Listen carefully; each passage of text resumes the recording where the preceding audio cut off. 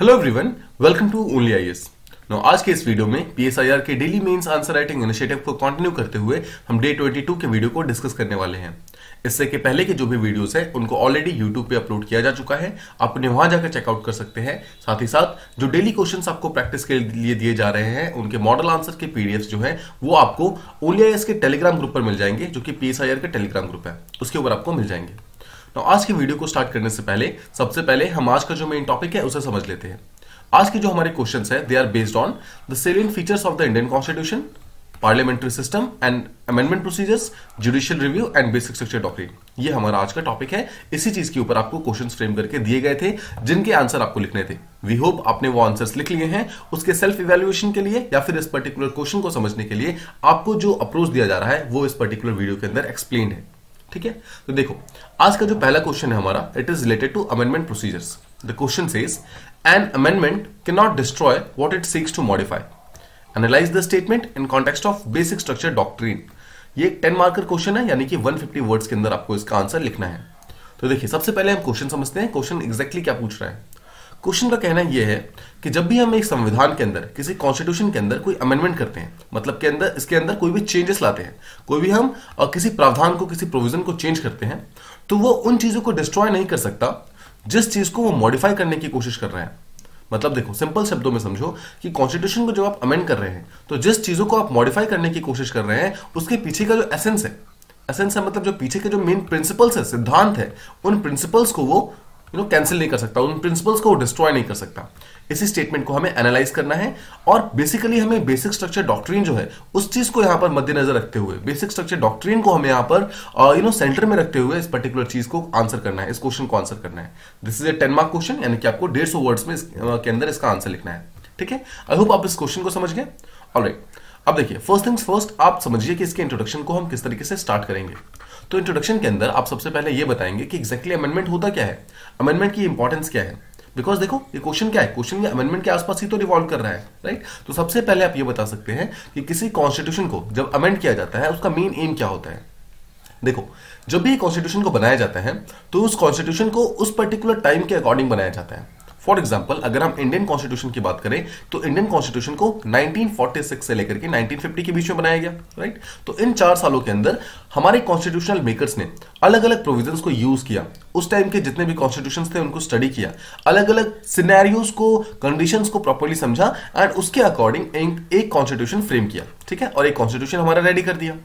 But समझिए 1946 से लेकर के 1950 के बीच में जो भी सोशल कंडीशंस थी, जो भी इकोनॉमिक कंडीशंस थी, जो भी पॉलिटिकल कंडीशंस थी, क्या वो सिमिलर है जो अभी हम राइट नाउ 2022 के अंदर डील कर रहे हैं? नो, ये सिमिलर जो कंडीशंस है नहीं है। जो भी कंडीशंस उस टाइम में पॉलिटिकल लेवल पे, सोशल लेवल पे, इकोनॉमिक लेवल पे थी, उससे राइट नाउ हम पूरी तरीके से चेंज हो चुके हैं। तो क्या हम सिर्फ उसी कंडीशन को या फिर उसी कॉन्स्टिट्यूशन को पूरी तरीके से सेम स्ट्रक्चर के साथ फॉलो कर सकते हैं 2022 में भी, जो 1946 से लेकर के 1950 के बीच का जो भी कंडीशन था उसके बेसिस पे बनाया गया था? नहीं, राइट। सो पॉइंट इज जैसे जैसे हमारा टाइम चेंज हो रहा है, जैसे जैसे हमारा सिनेरियो चेंज हो रहा है, इट इज वेरी इंपॉर्टेंट कि हमारे कॉन्स्टिट्यूशन के अंदर इंपॉर्टेंट चेंजेस किए जाएं। कुछ जहां पर भी रेलिवेंट चेंजेस है वो चेंजेस किए जाएं। देखो टाइम चेंज होने का ये मतलब बिल्कुल भी नहीं है कि हमें कॉन्स्टिट्यूशन को ही पूरी तरीके से चेंज कर देना है। बट अगर एक पर्टिकुलर कॉन्स्टिट्यूशन के एक पर्टिकुलर लॉ में अगर कुछ रिक्वायर्ड चेंजेस चाहिए तो उसको विद टाइम चेंज करते रहना भी उतना ही इंपॉर्टेंट है, ताकि कॉन्स्टिट्यूशन की जो इंपॉर्टेंस है वो आने वाले टाइम में भी बनी रहे, राइट। तो क्या हम सिंपल शब्दों में समझ सकते हैं कि जो एक कॉन्स्टिट्यूशन होता है वो उसको लगातार चेंज करना इसलिए इंपॉर्टेंट है बिकॉज वो उसकी ऑर्गेनिक और डायनामिक नेचर को शो करता है, what is the meaning of organic and dynamic nature? Simple शब्दों में समझो तो समय के साथ चेंज होना, टाइम के साथ चेंज होना, इसे कहते हैं डायनामिज्म, या फिर इसे कहते हैं किसी भी पर्टिकुलर चीज का ऑर्गेनिक होना। ठीक है, सो जब हम अपने कॉन्स्टिट्यूशन को समय के मुताबिक चेंज करते हैं, जो भी चेंजेस इसके अंदर चाहिए उसको हम लाने की कोशिश करते हैं, तो एक्चुअली ये शो कर रहा है कि सोसाइटी के अंदर हमारी जो भी चेंजेस हो रही हैं वो रिफ्लेक्ट हो रही है हमारे संविधान के अंदर, हमारे कॉन्स्टिट्यूशन के अंदर। आई होप आप ये चीज समझ गए कि कॉन्स्टिट्यूशन के अंदर एग्जैक्टली चेंजेस की रिक्वायरमेंट क्या है, आफ्टर ऑल अमेंडमेंट की रिक्वायरमेंट क्या है। तो जब आप अमेंडमेंट की रिक्वायरमेंट समझ गए तो देखो इंडिया के अंदर अगर आपको अमेंडमेंट करना है तो सबसे पहले आप आर्टिकल 368 को मतलब समझिए। आपको याद होगा हमने पिछले वीडियो के अंदर आर्टिकल 368 को भी काफी डीप में डिस्कस किया था। आर्टिकल 368 जो है वो पार्लियामेंट को हमारे भारत के जो पार्लियामेंट है हमारा, उसको ये पावर देता है कि आप कॉन्स्टिट्यूशन को चेंज कर सकते हो, आप कॉन्स्टिट्यूशन को अमेंड कर सकते हो। तो कॉन्स्टिट्यूशन हमारा जो पार्लियामेंट है उसने ओवर द इयर्स 1950 से लेकर के अभी 2022 तक 100 से ज्यादा बार इस पर्टिकुलर पावर को यूज किया है, और जैसे जिस तरीके का समय था उस समय के अनुसार हमारे कॉन्स्टिट्यूशन को चेंज करने की कोशिश की है। चेंज इन द सेंस कुछ इस तरीके से चेंज किया है कि हमारा कॉन्स्टिट्यूशन ओरिजिनल फीचर्स से चेंज होकर के कुछ नई चीजें जो उसके अंदर चाहिए उसको ऐड किया गया है, कुछ ओल्ड चीजें जो अब हमारे लिए रेलिवेंट नहीं थी उसको रिमूव किया गया है, कुछ चीजें जिसको अपडेट करने की जरूरत थी उनको अपडेट किया गया है, और इस तरीके से हमारे कॉन्स्टिट्यूशन को ऑर्गेनिक एक डॉक्यूमेंट बनाने में इस अमेंडमेंट का बहुत ही इंपॉर्टेंट रोल रहा है। आई होप आप ये समझ गए कि आफ्टरऑल हमारे इंडिया के अंदर जो भी कॉन्स्टिट्यूशनल बुक है, हमारा जो कॉन्स्टिट्यूशनल रूल बुक है, उसकी इंपॉर्टेंस क्या है, आफ्टरऑल क्यों उसके अंदर हमें अमेंडमेंट्स की जरूरत है। तो ये चीज तो आप सबसे पहले इंट्रोडक्शन के अंदर बताएंगे as to why and how हमारे इंडिया के अंदर कॉन्स्टिट्यूशनल अमेंडमेंट हो सकता है, क्या रिक्वायरमेंट है कॉन्स्टिट्यूशनल अमेंडमेंट की, क्यों ये होना चाहिए, ये चीज हमने समझा दी। राइट, अब हम आते हैं बॉडी पार्ट के ऊपर। अब हमें बताना है कि आफ्टरऑल बॉडी पार्ट क्या है, एग्जैक्टली कॉन्स्टिट्यूशन में अमेंडमेंट जो होता है उसका प्रोसीजर क्या होता है। तो सबसे पहले आप ये बताएंगे कि जो पार्लियामेंट है उसको आर्टिकल 368 के अंदर ये पावर दी गई है कि वो कॉन्स्टिट्यूशन के किसी भी प्रोविजन को चेंज कर सकता है, लेकिन यहां पर आपको बेसिक स्ट्रक्चर डॉक्ट्रिन को अब यहां पर इंट्रोड्यूस करना है, बेसिक स्ट्रक्चर को इंट्रोड्यूस करना है। बिकॉज देखो हमने पहले देखा था कि ये 10 मार्क क्वेश्चन है, तो 10 मार्क क्वेश्चन में आपको जल्दी से जल्दी क्वेश्चन के मेन पार्ट पर आना होता है। देखिए अब यहां पर जैसे ही आप ये बताएंगे कि पार्लियामेंट के पास पावर है अंडर आर्टिकल 368 कि वो कॉन्स्टिट्यूशन को चेंज कर सकता है, तो साथ ही साथ आप ये भी बताएंगे कि जो बेसिक स्ट्रक्चर डॉक्ट्रिन है वो ये बोलता है कि जो पार्लियामेंट की पावर है आर्टिकल 368 के अंदर कॉन्स्टिट्यूशन को अमेंड करने की, ये एब्सोल्यूट नहीं है, this is not absolute. What does it means, simple शब्दों में समझे तो पार्लियामेंट जो है मेजॉरिटी ऑफ द कॉन्स्टिट्यूशन को चेंज कर सकता है अंडर आर्टिकल 368 या फिर एक्स्ट्रा 368 जो सिंपल मेजॉरिटी वाले केसेस है वहां से भी अमेंडमेंट किया जा सकता है। But there are some features, देखिए सम, ठीक है, सम इज द कीवर्ड है, there are some features which make the essence of the constitution, essence, ठीक है, या फिर सिंपल वर्ड में principles, which make the essence of the principles of the constitution, they cannot be changed, they cannot be changed, ठीक है। तो यहां पर एक तो कीवर्ड हो गया सम और सेकंड कीवर्ड हो गया कैन नॉट बी चेंज्ड, ठीक है, समझो इस चीज को। देखिए क्या हम एग्जैक्टली हम क्या बोलना चाहते हैं कि जो आर्टिकल 368 के अंदर जो पावर है वो एब्सोल्यूट नहीं है। सिंपल शब्दों में समझे, देखो जब हमारा कॉन्स्टिट्यूशन बनाया गया था, जब हमारा संविधान बनाया गया था, तो उस संविधान को बनाने के पीछे बहुत सारे जो कॉन्स्टिट्यूशनल मेकर्स थे, जो भी हमारे ड्राफ्टिंग कमेटी के मेंबर्स थे, अलग अलग जो कमेटी के मेंबर्स थे जो कि हमारे कॉन्स्टिट्यूशन को बनाने में हेल्प कर रहे थे, उन लोगों ने कुछ विजन क्रिएट किया था, उन लोगों ने कुछ एक ड्रीम देखा था, ठीक है, उन लोगों के कुछ एस्पिरेशंस थे, और ये विजन, ड्रीम और एस्पिरेशन जो है ये इन्होंने अपने कॉन्स्टिट्यूशन के अंदर डाला था।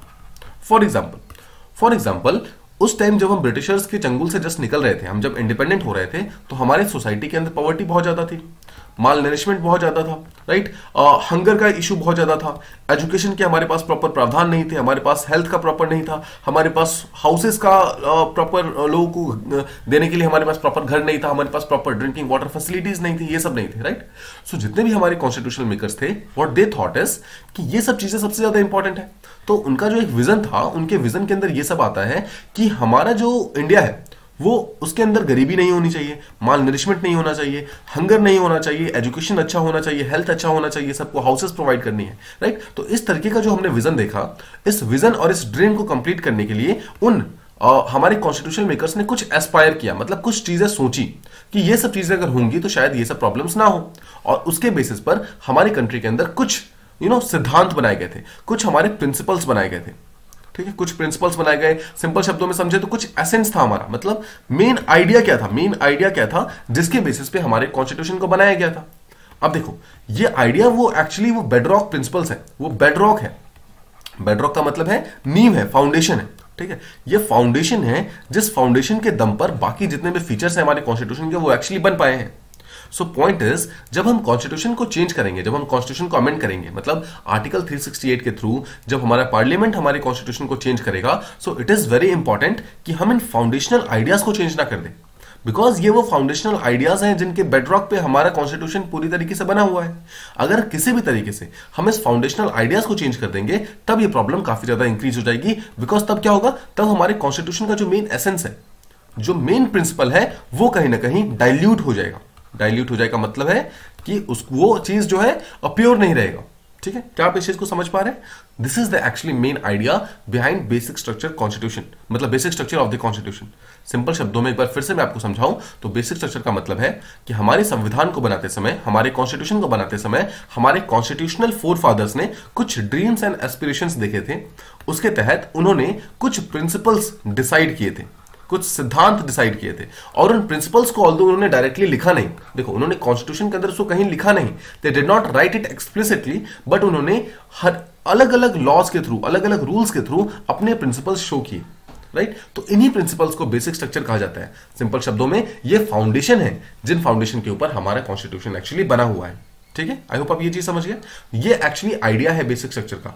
ये शो करता है कि जो हमारा पार्लियामेंट के पास आर्टिकल 368 के अंदर कॉन्स्टिट्यूशन को अमेंड करने की जो पावर्स है, उस अमेंडिंग पावर के अंदर देखो ये पावर है, तो उसके थ्रू बहुत सारा कॉन्स्टिट्यूशन का पार्ट चेंज हो सकता है, लेकिन जो कॉन्स्टिट्यूशन के पीछे के आइडियाज हैं, जो वैल्यूज हैं, जिन वैल्यू के दम पर हमारा कॉन्स्टिट्यूशन बन पाया, उन वैल्यूज को हम चेंज नहीं कर सकते हैं। तो इन्हीं वैल्यू को हम बेसिक स्ट्रक्चर बोलते हैं। हम कहते हैं कि हमारे संविधान का जो बेस स्ट्रक्चर है, जो बेस है, ये नींव जो है, जो फाउंडेशन है, those things can not be change and those things should not be change by the parliament. इसी चीज को यहां पर बेसिक स्ट्रक्चर बोला जाता है। ठीक है, आई होप आप ये चीज समझ गए। अब देखो, अब हमारे कॉन्स्टिट्यूशन के अंदर एक स्टेटमेंट दिया हुआ है कि एग्जैक्टली हमारे कॉन्स्टिट्यूशन का गारंटियर कौन है, गारंटियर कौन है, या फिर प्रोटेक्टर ऑफ द कॉन्स्टिट्यूशन कौन है जो कॉन्स्टिट्यूशन को प्रोटेक्ट करेगा? तो इसका आंसर लिखा हुआ है सुप्रीम कोर्ट। सुप्रीम कोर्ट यानी कि जुडिशरी जो है, जुडिशरी को यह पावर दी गई है कि वो हमारे कॉन्स्टिट्यूशन का गारंटियर भी है, हमारे कॉन्स्टिट्यूशन का प्रोटेक्टर भी है। मतलब कि हमारे संविधान को पूरी तरीके से सही स्पिरिट में फॉलो किया जा रहा है या फिर नहीं किया जा रहा है, इस चीज को चेक करने की जो जिम्मेदारी है वो जुडिशरी यानी कि सुप्रीम कोर्ट को दी गई है। तो इसी चीज को मद्देनजर रखते हुए, इसी चीज को ध्यान में रखते हुए व्हाट जुडिशरी डिड वाज, देखो ओवर द टाइम क्या करते हैं, जुडिशरी अलग अलग लॉज लेकर आते हैं, अलग अलग प्रिंसिपल्स लेकर आते हैं। तो सबसे पहले क्या होता है, देखो 1950 के अंदर जब हमारे कॉन्स्टिट्यूशन बनता है, उसके जस्ट एक साल बाद यानी कि 1951 के अंदर there was a very very important judgment, जिसे कहते हैं शंकरी प्रसाद केस। शंकरी प्रसाद केस जो कि 1951 में हुआ था। ठीक है, एक तो शंकरी प्रसाद केस हुआ, उसके बाद जस्ट कुछ सालों के बाद 1965 के अंदर there was another case called Sajjan Singh case. Sajjan Singh case, ठीक है, ये दोनों ही केसेस जो हुए, उन दोनों ही चीजों में पार्लियामेंट ने एक चीज मानी कि सॉरी, जो सुप्रीम कोर्ट है उसने एक चीज माना, उसने बोला कि जो हमारा पार्लियामेंट है, पार्लियामेंट के पास कंप्लीट राइट्स हैं, पार्लियामेंट के पास पूरे तरीके से पावर्स हैं कि वो हमारे फंडामेंटल राइट्स को चेंज कर सकता है, सिंपल शब्दों में अमेंड कर सकता है।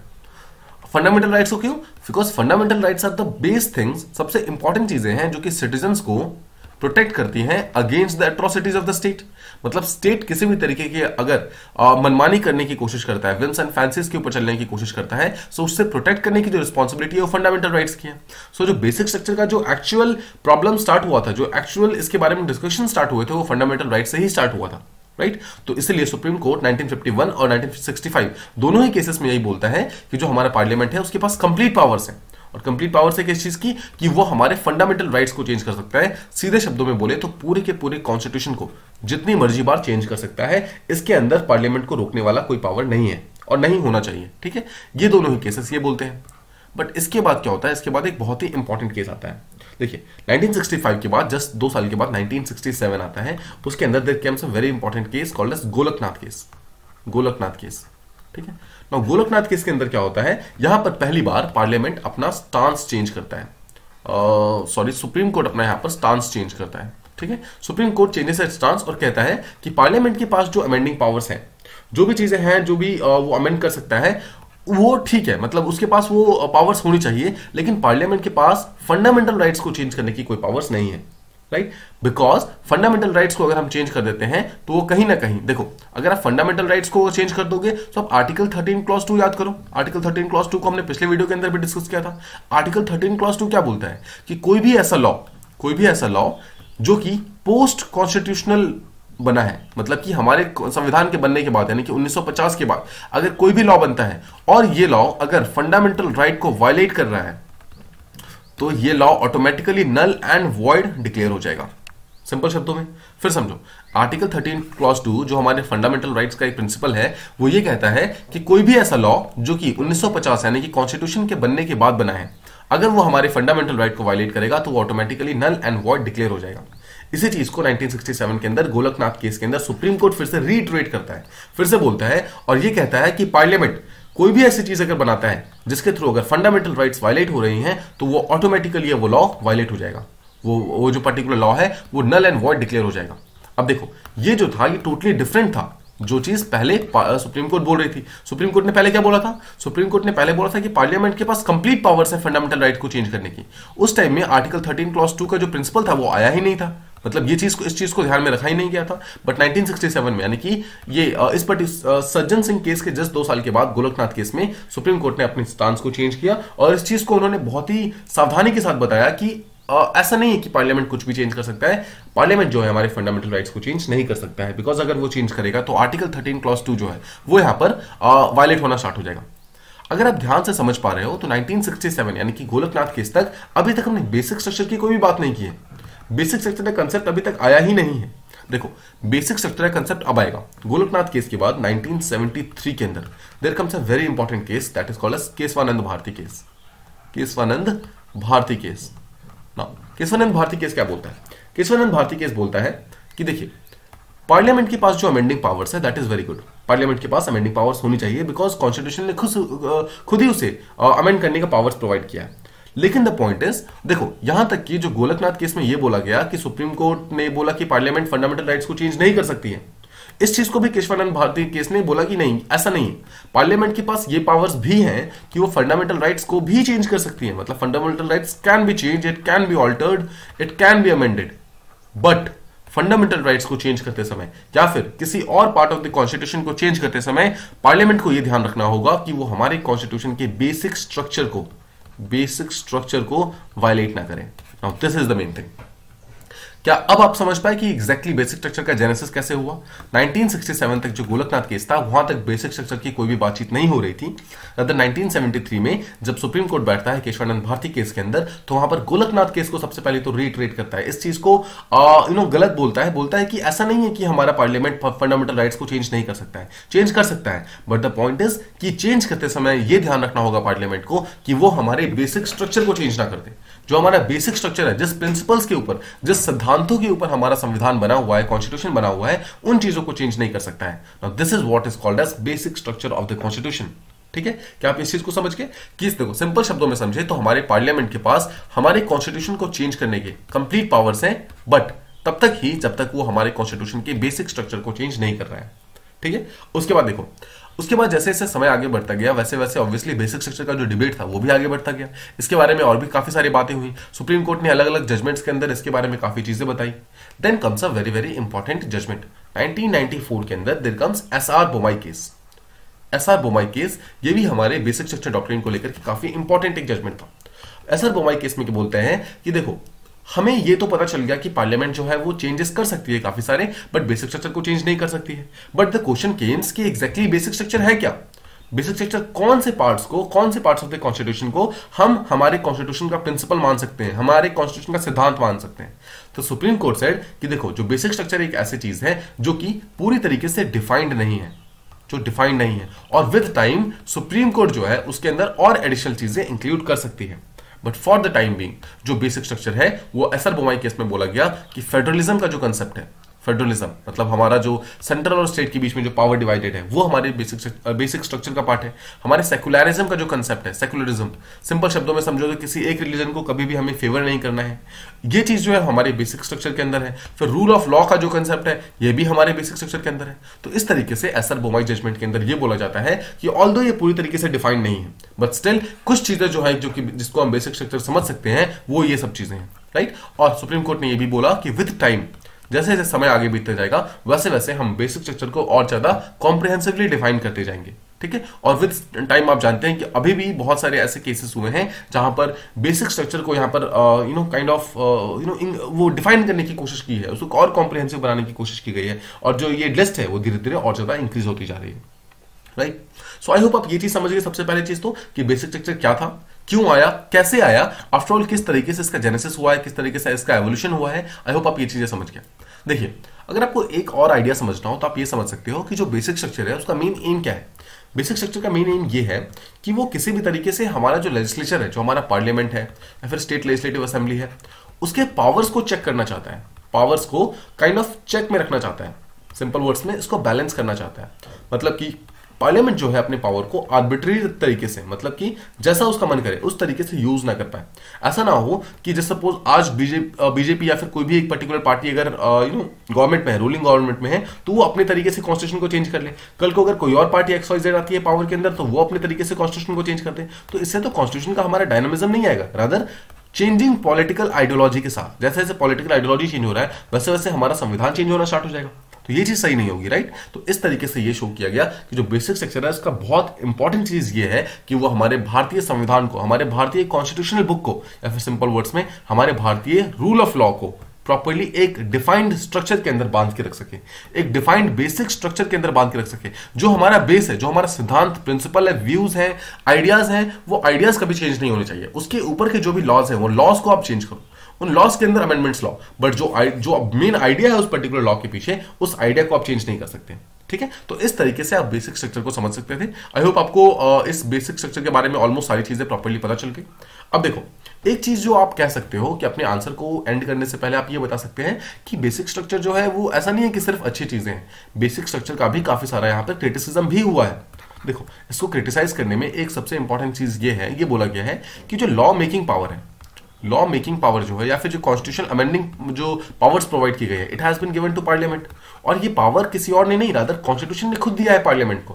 कॉन्स्टिट्यूशन ने खुद बोला है कि पार्लियामेंट के पास ही एकमात्र ऐसी पावर है कि वो कॉन्स्टिट्यूशन को चेंज कर सकता है। सो आफ्टर ऑल, अगर कॉन्स्टिट्यूशन ने खुद उसे पावर दिया है कि आप हमें चेंज कर सकते हो, आप कॉन्स्टिट्यूशन को चेंज कर सकते हो, तो ये जुडिशरी जो है वो खुद से ही एक ऐसी चीज को लेकर आती है, यानी कि जो एक जुडिशियल इनोवेशन है। इनोवेशन क्यों है? बिकॉज आप समझ सकते हैं जो बेसिक स्ट्रक्चर का डॉक्ट्रिन है वो हमारे ओरिजिनल कॉन्स्टिट्यूशन के अंदर मेंशन नहीं है, राइट। ये एक जुडिशियल इनोवेशन है।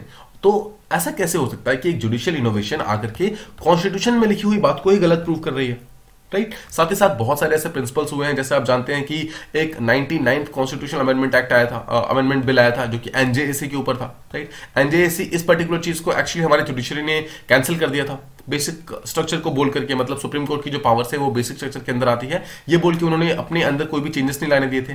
NJAC actually was trying to bring a change, मतलब जो जुडिशरी का जो अपॉइंटमेंट होता है उस पर्टिकुलर चीज के अंदर चेंजेस लाने की कोशिश कर रहे थे, बट जुडिशरी ने ये बोलकर कि ये बेसिक स्ट्रक्चर है, इसके अंदर कोई भी चेंजेस नहीं आने दिए। तो क्या हम ये कह सकते हैं कि जो बेसिक स्ट्रक्चर है वो पूरी तरीके से फुल प्रूफ है?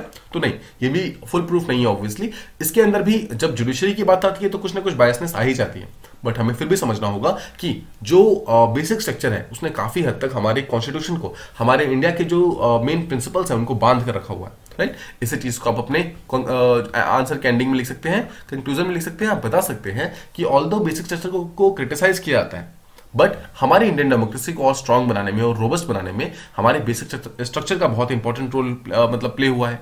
ये बहुत ही इंपॉर्टेंट हुआ है कि रूलिंग गवर्नमेंट आने के साथ साथ में अपने कॉन्स्टिट्यूशन को चेंज नहीं कर पाती है, राइट। ऐसा नहीं है कि जो पावर में आ रही है वो अपने हिसाब से कॉन्स्टिट्यूशन को चेंज कर दे रही है, ऐसा नहीं होता है। And the main reason is basic structure of the constitution, जिसको जुडिशरी जो है बहुत ही प्रोएक्टिवली इसको चेक करती रहती है। I hope this much is clear, और ये चीज काफी इंपॉर्टेंट थी। आई होप आप इस चीज को प्रॉपर्ली समझ गए। Alright.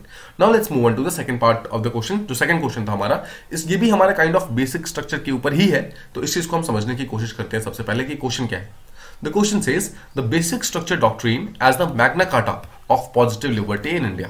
ठीक है, तो ये हमारा मेन क्वेश्चन है, इसी चीज को हमें प्रॉपर्ली डिस्कस करना है इस वीडियो के अंदर।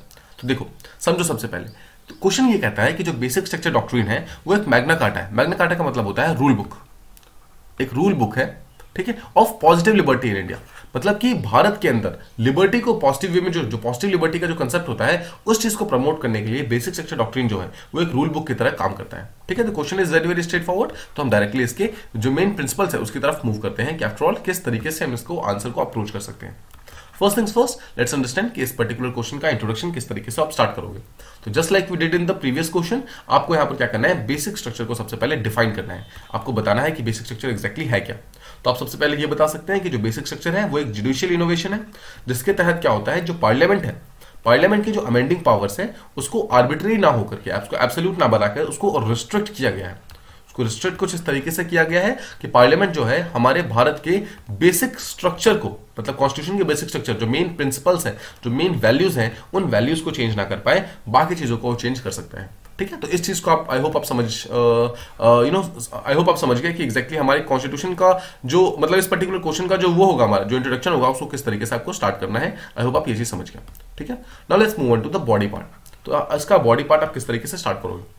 वंस अगेन बिकॉज इस पर्टिकुलर क्वेश्चन के अंदर हमसे बेसिक स्ट्रक्चर का डिटेल नहीं पूछा गया है, तो हम डायरेक्टली सबसे पहले तो यहां पर सोर्स बताएंगे। तो will talk about Kesavananda Bharati case जो कि 1973 के अंदर आया था।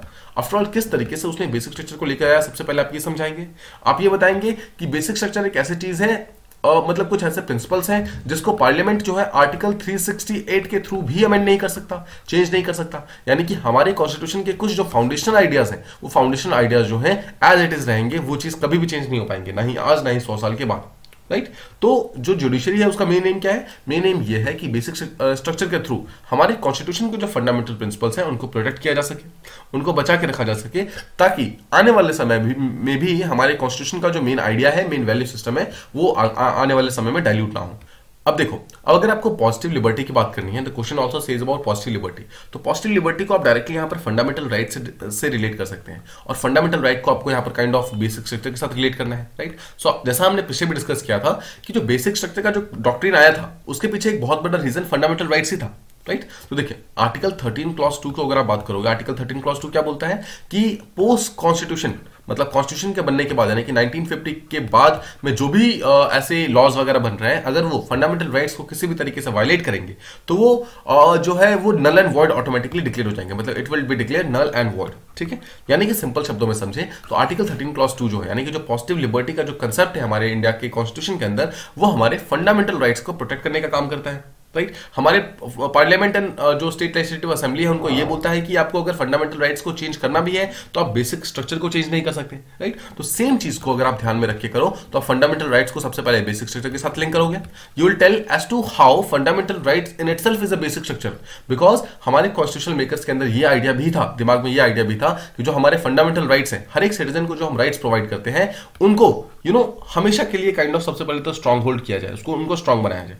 ठीक है, और जैसा हमने पहले भी देखा था पिछले क्वेश्चन के अंदर कि सुप्रीम कोर्ट जो है, सुप्रीम कोर्ट को मेन पावर्स दी गई हैं कि वो जो है हमारे फंडामेंटल राइट्स का गारंटियर है, हमारे फंडामेंटल राइट्स का प्रोटेक्टर है, डिफेंडर है। सो अगर बेसिक स्ट्रक्चर हम नहीं देंगे तो काइंड ऑफ सुप्रीम कोर्ट जो है इस चीज को कंट्रोल नहीं कर पाएगा। इस चीज को कैसे इंश्योर कर पाएगा कि हमारे फंडामेंटल राइट्स का कोई वायलेशन नहीं होगा, हमारे जो भी हमें अलग अलग राइट्स वगैरह दिए गए हैं उनको कैसे प्रोटेक्ट कर पाएगा। तो इसीलिए सुप्रीम कोर्ट को यहां पर जुडिशियल इनोवेशन स्टार्ट करना पड़ा बेसिक स्ट्रक्चर का, और जिसके थ्रू कॉन्स्टिट्यूशन के अंदर उसको जो पावर्स दी गई है फंडामेंटल राइट्स को प्रोटेक्ट करने की, ये इस पर्टिकुलर चीज को वो प्रोटेक्ट कर पाते हैं। ठीक है, अब देखो ये चीजें जब आप बता दोगे यानी कि आपने पॉजिटिव लिबर्टी को बेसिक स्ट्रक्चर के साथ जब लिंक कर दिया, अब आप बताएंगे कि बेसिक स्ट्रक्चर जो है ऑल्दो एक इंपॉर्टेंट कंसेप्ट तो है बट अभी तक पूरी तरीके से डिफाइन नहीं है, इट इज स्टिल इवॉल्विंग।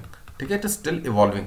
साथ ही साथ आप ये बता सकते हैं कि जो बेसिक स्ट्रक्चर का जो कॉन्टेक्स्ट है वो टाइम के साथ चेंज होता रहता है।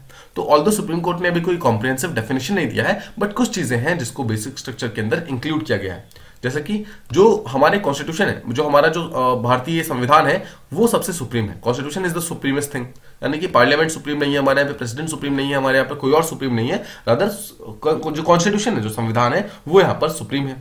सेकेंड चीज, हमारे भारत के अंदर रूल ऑफ लॉ फॉलो होता है, रूल ऑफ लॉ फॉलो होता है। हमारे यहाँ पर रूल ऑफ पर्सन फॉलो नहीं होता, rather procedure establish by law follow नहीं होता, हमारे यहाँ पर रूल ऑफ लॉ फॉलो होता है। ठीक है, ये भी चीज हमारे कॉन्स्टिट्यूशनल बेसिक स्ट्रक्चर का पार्ट बनाती है। राइट, इसके अलावा आप देखते हैं कि बहुत सारे ऐसे प्रिंसिपल्स हैं, सॉवरेनिटी, लिबर्टी, देन रिपब्लिक हो गया, राइट, देन इक्वालिटी हो गया, देन जस्टिस है, ये सब के सब भी हमारे बेसिक स्ट्रक्चर का पार्ट है। इसके अलावा आप जानते हैं कि जुडिशरी जो है उसने जुडिशियल रिव्यू को भी हमारे बेसिक स्ट्रक्चर के अंदर रखा हुआ है, कि जो जुडिशियल रिव्यू है मतलब कि कॉन्स्टिट्यूशन जो है उसके पास ये पावर है कि वो किसी भी लॉ को रिव्यू कर सकता है, वो चेक कर सकता है कि ये चीज जो है वो कॉन्स्टिट्यूशनल है या नहीं है, क्या वो कहीं नॉन कॉन्स्टिट्यूशन तो नहीं है, कहीं वो कॉन्स्टिट्यूशन के अगेंस्ट में कुछ तो नहीं बोल रहा है। राइट, इन सब चीजों को चेक करने के लिए भी सुप्रीम कोर्ट को ये पावर दी गई है और इस चीज को भी बेसिक स्ट्रक्चर के अंदर इंक्लूड किया गया है। इसके अलावा अगर आप एक इंपॉर्टेंट चीज रखना चाहे तो फंडामेंटल राइट्स और डीपीएसपी जो है, इन दोनों के बीच में एक बैलेंस बना के रखना, ये भी काइंड ऑफ हमारी जो बेसिक स्ट्रक्चर है उसका पार्ट है। इसके अलावा सेपरेशन ऑफ पावर का कंसेप्ट आपको याद होगा, हमने पहले भी डिस्कस किया इसको, ये भी हमारे बेसिक स्ट्रक्चर का पार्ट है। राइट, तो इस तरीके से आप प्रूव कर सकते हैं, इस तरीके से आप डिफाइन कर सकते हैं कि ऑल्दो पार्लियामेंट ने कॉम्प्रिहेंसिव डेफिनेशन नहीं दिया है, ऑल्दो कॉम्प्रिहेंसिव हमारे पास लिस्ट नहीं है, बट स्टिल जो हमारा बेसिक स्ट्रक्चर का डॉक्ट्रिन है it is very well documented. काफी सारी चीजों को इसके अंदर इंक्लूड किया गया है और विद टाइम ये चीजें और ज्यादा चेंज होती रहती है। ठीक है, तो ये चीज तो आप समझ गए, ये हमारे बेसिक स्ट्रक्चर को हमने पॉजिटिव लिबर्टी के साथ काइंड ऑफ लिंक कर दिया। अब देखो, एक कॉमन क्रिटिसिज्म जो है बेसिक स्ट्रक्चर का, जैसा हमने पहले भी बात की थी, कि वो हमारे कॉन्स्टिट्यूशन के अंदर मेंशन नहीं है, मतलब हमारे कॉन्स्टिट्यूशन ने खुद इस बेसिक स्ट्रक्चर को इंक्लूड नहीं किया है। सिंपल शब्दों में समझे तो हमारा बेसिक स्ट्रक्चर जो है उसके पास कोई टेक्सचुअल बेसिस नहीं है, मतलब कि इसको कॉन्स्टिट्यूशन के अंदर टेक्स्ट के फॉर्म में लिखा नहीं गया है। यहां तक कि अभी भी जब हम बेसिक स्ट्रक्चर को फॉलो तो कर रहे हैं, बट अभी भी कॉन्स्टिट्यूशन के अंदर इस चीज को इंक्लूड नहीं किया गया है। ठीक है, कॉन्स्टिट्यूशन ने ना ही ओरिजिनल फॉर्म में ना ही किसी अमेंडमेंट के थ्रू इस चीज को हमारे कॉन्स्टिट्यूशन के अंदर इंक्लूड करने की कोशिश की है। तो ये चीज शो करता है कि जो बेसिक स्ट्रक्चर है वो हमारे कॉन्स्टिट्यूशन के ओरिजिनल थिंकिंग का पार्ट नहीं है। लेकिन साथ ही साथ आप देखो, एक और क्रिटिसिज्म जो आप यहां पर कर सकते हो कि देखो जुडिशरी क्या है। जुडिशरी सबसे पहले तो एक अनइलेक्टेड बॉडी है, राइट, एक अनइलेक्टेड बॉडी है। सेकंड चीज, वो एक बॉडी है जो कि मतलब कि जिसको लोगों ने इलेक्ट नहीं किया है, पीपल जो है उसने इलेक्ट नहीं किया है। और जो लेजिस्लेटिव है, जो लेजिस्लेचर है, उसके अंदर जो एमपीज एमएलएज ये सब आते हैं, उनको तो पीपल डायरेक्टली इलेक्ट करते हैं। सो आप देख रहे हो, एक अनइलेक्टेड बॉडी जो है, जो जुडिशरी है, वो रूल ओवर कर रही है इसके लेजिस्लेचर के, यानी कि एक ऐसी बॉडी जिसको पीपल ने अपॉइंट नहीं किया है, they are actually ruling over ऐसी बॉडी जिसको पीपल ने अपॉइंट किया। तो इस तरीके से आई होप आप समझ पा रहे हैं कि किस तरीके से एक नॉन इलेक्टेड बॉडी एक इलेक्टेड बॉडी को यहां पर रूल ओवर करने की कोशिश कर रही है। This is also kind of a criticism of basic structure doctrine. ठीक है, कि आफ्टर ऑल किस तरीके से जुडिशरी जो है किसी भी पार्लियामेंट के लॉ को गलत प्रूव कर सकती है, जबकि पार्लियामेंट को लोगों ने खुद यहां पर बनाया है, जुडिशरी को तो लोगों ने बनाया नहीं है। तो ये भी काइंड ऑफ ए क्रिटिसिज्म है। तो इस तरीके से आप यहां पर शो कर सकते हैं कि आफ्टर ऑल बेसिक स्ट्रक्चर को आपने पॉजिटिव लिबर्टी के साथ किस तरीके से लिंक किया, आफ्टर ऑल किस तरीके से आपने बेसिक स्ट्रक्चर को काइंड ऑफ ए क्रिटिसिज्म आपने प्रॉपर्ली एक्सप्लेन किया यहाँ पर। तो इस तरीके से आपका क्वेश्चन जो है यहाँ पर कंप्लीट हो जाएगा। इसके अलावा जब आपको इस आंसर को एंड करना है, so what you can say is, देखो आप ये बता सकते हैं कि बेसिक स्ट्रक्चर जो है राइट नाउ एक वन ऑफ द मेन सबसे प्रिंसिपल्स के अंदर आता है, जो कि हमारे कॉन्स्टिट्यूशन के मेन सैंक्टिटी को, हमारे सेंट्रल आइडिया को बचाने की कोशिश कर रहा है।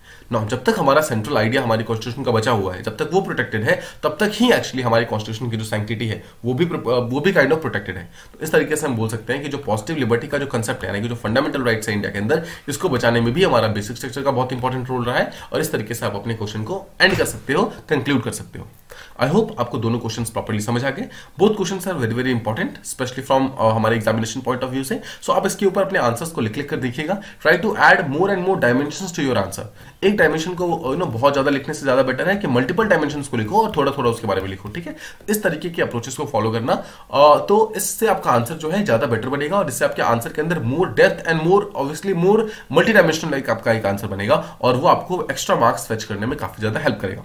That's all from this particular video. Thank you so much for listening. See you in the next one.